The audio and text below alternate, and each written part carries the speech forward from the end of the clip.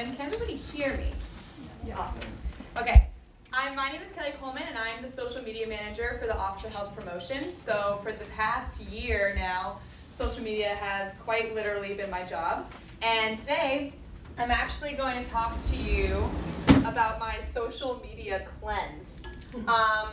So basically what I did was I went for an entire week, I know it sounds like a lot, without any social media. I deleted Instagram, Snapchat, Facebook, and Twitter off of my phone, and Pinterest, off of my phone and my computer, and just went without it for an entire week. And there were a lot of things that I learned across that week, and about 3 themes emerged. So I'm pretty much going to talk to you about my experience with that, and then encourage you to do a similar cleanse. So first off, this helped me a ton with procrastination. I mean, when you don't have any social media and you know that it's not there for you on your computer or your phone, there's nothing there that's like tempting you to check. And so whenever I was doing homework or studying, I really was able to just put my phone away because I knew there was nothing, there weren't going to be like any notifications. So that was an enormous time waster that was no longer there. And then on top of that, whenever I did need a mental break, I had to find new ways to do that. So I spent a lot of time on Huffington Post, on Greatist, on the Skim, things where I could just read interesting articles and just kind of like get more well-read while I was taking a little break from my studies. So I'm not saying that I was diving into the details of the presidential polls for every single study break, but I even across this 1 week started feeling more well-read and more well-informed. The second thing, which I think was honestly one of the most important things, is the idea of keeping in touch. So at the beginning of this week, I made a list of all the people that I never ever want to lose touch with. And a lot of the people on this list are my best friends from high school. So my best friends from high school, we Snapchat each other all the time. And we'll throw likes on each other's Facebook posts and profile pictures and things like that. But the danger with that, with social media, is that it kind of creates a new standard for us of what keeping in touch really means. So I think we all become used to having just those little like surface level interactions. We consider that keeping in touch.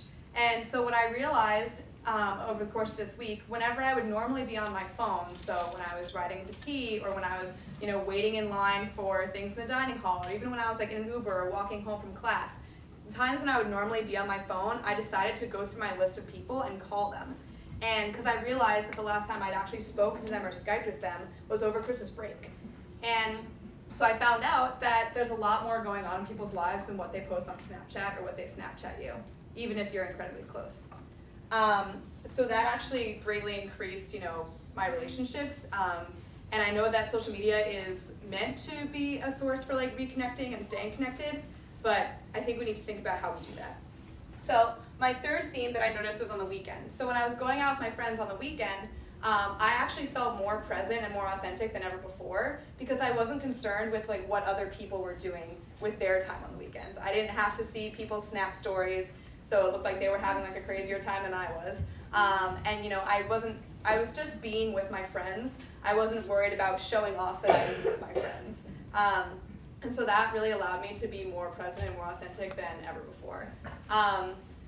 So now I really would encourage all of you to try this social media cleanse. I actually have on this piano 2 handouts. One is some guidelines and like reflection questions for you to kind of ask yourself throughout the week that I encourage you to take off from social media. Really just to dive into the nitty-gritty of, why do I use social media and how do I use it? And should I change that? Like, should I change the behaviors or the ways that I'm engaging with it? The second handout that I have is, my hope for you is that once you do this social media cleanse, that you don't delete all of your apps and social media platforms forever. I actually really, really hope that you reactivate all of them and then just harness their power for good. So I have a list of ideas that I've actually tried all of them, and it just helps me feel, quite frankly, more connected than ever. So thank you very much.